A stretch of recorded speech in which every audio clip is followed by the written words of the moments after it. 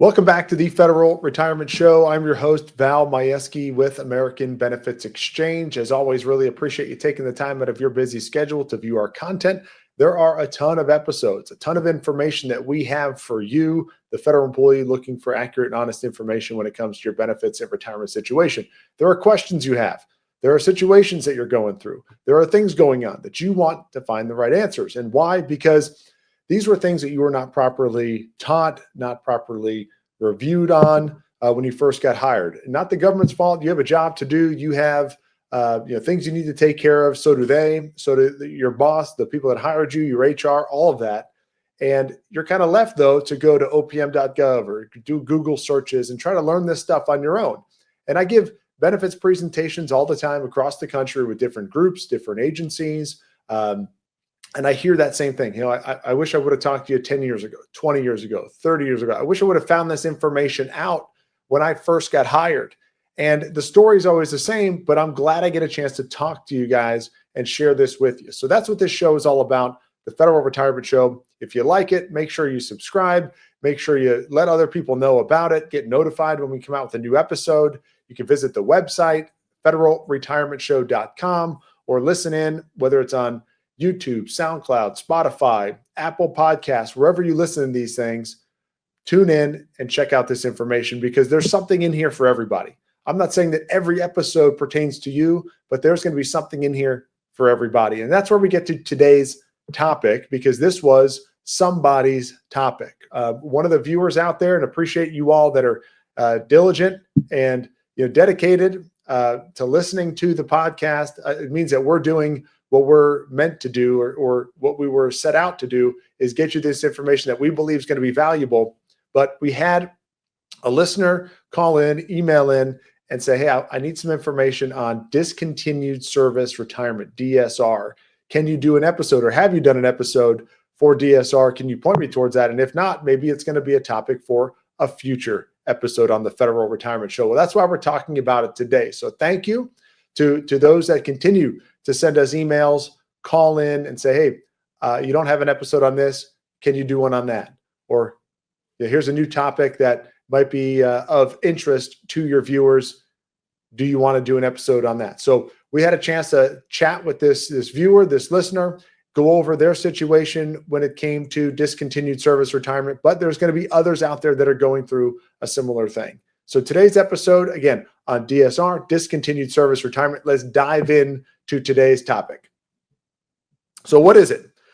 Well, there's a lot of stuff going on, right? We've talked about the fork in the road. We've talked about the deferred resignation. We talked about VERA that's out there, Voluntary Early Retirement Authority. And these are different ways that you can retire. Obviously, you can retire on your own accord if you satisfy any of the minimum retirement requirements that we gone over when we talk about CSRS or FERS.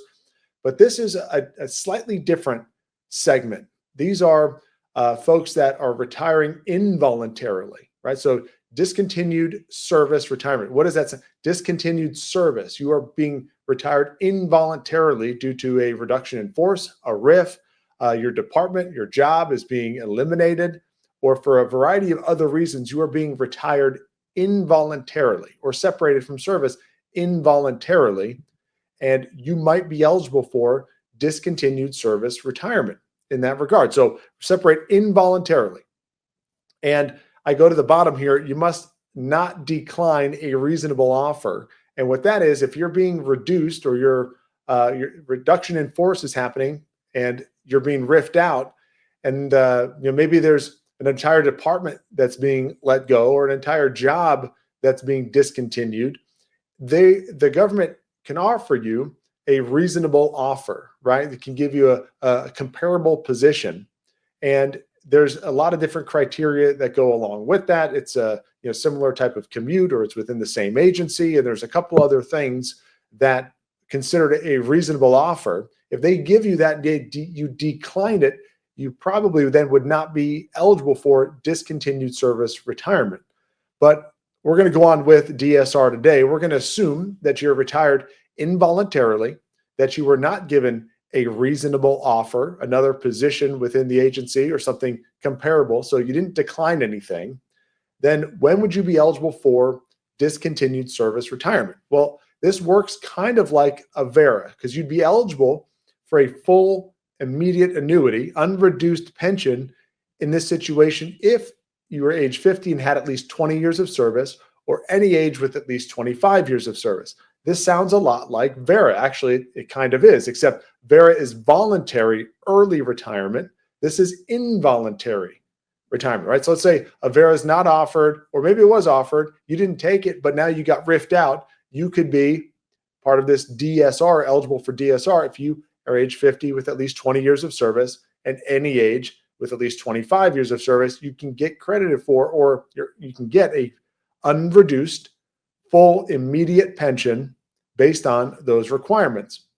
Now, let's say you didn't hit those requirements, right? Let's say you did not hit the 50 with 20 years of service and any age with at least 25 years of service. What happens then? Well, then you're not part of DSR, right? You might be eligible for what they call the severance pay, or the severance package, if you will.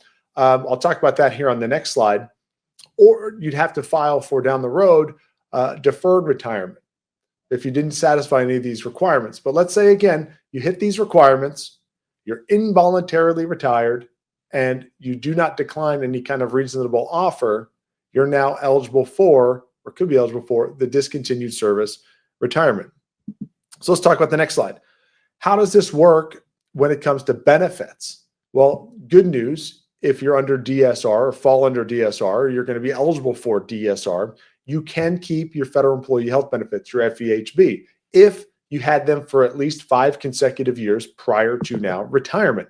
Same thing with FEGLI. You can keep your FEGLI in retirement if you've had it at least 5 consecutive years prior to this retirement. So DSR, again, immediate pension, unreduced. That's good news. You can keep your FEHB. That's good news. You can keep your FEGLI. That's good news. You just have to keep paying for those things, but you can keep them.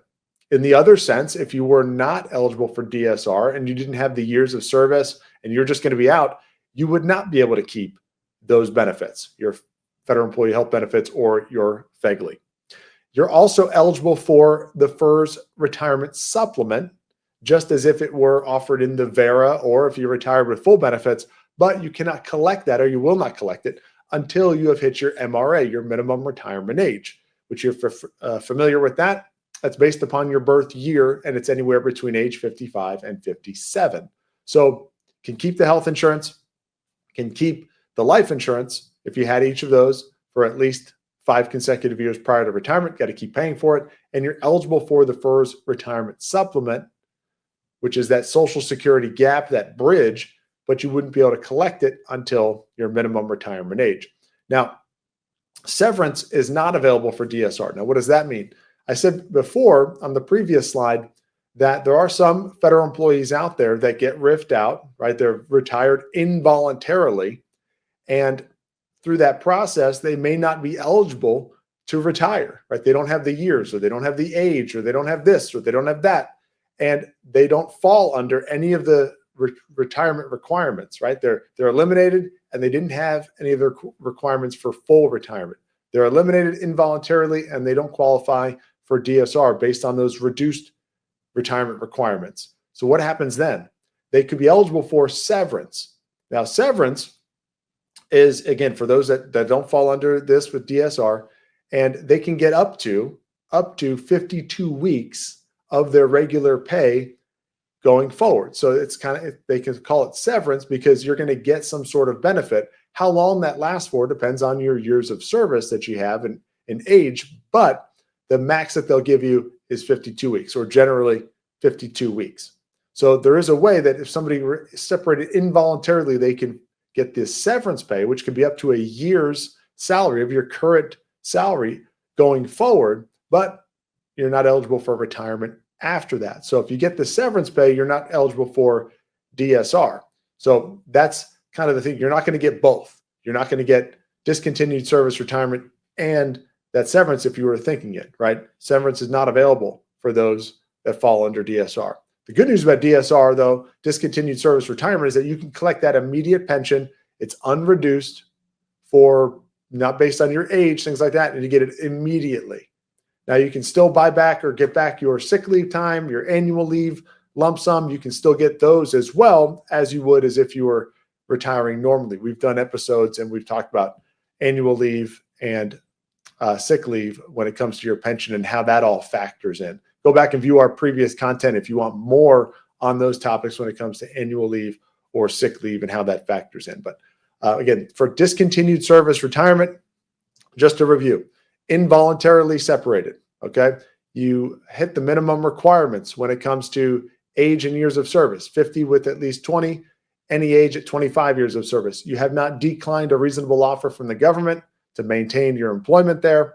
You can be eligible for discontinued service retirement. You can keep the health insurance, you can keep the life insurance, and you're not going to get the severance pay with it, and you'll be eligible for the supplement once you hit your minimum retirement age. If you do have questions, comments, concerns, other topics that you want to hear us talk about, issues that you're coming across, whatever it might be, reach out to us. You can go to our website, federalretirementshow.com, fill out the form. One of our experts across the country, if it's not me personally, will be reaching out to you to go over a number of things within your benefit structure, answer your questions. Well, as always, I really do appreciate you taking the time out of your schedule to view our content. We have a pleasure to bring this to you. It is our honor to help you out. Again, federal employees that are working for us and doing the things that need to be done to keep our country running. Thank you for that. But if you do have questions, comments, I encourage you, go to our website, reach out to us, talk to an expert, get your questions answered so you can make the best decisions both today and as you move forward going towards retirement when it's all said and done. So again, thank you for joining us today and look forward to seeing you on a future episode.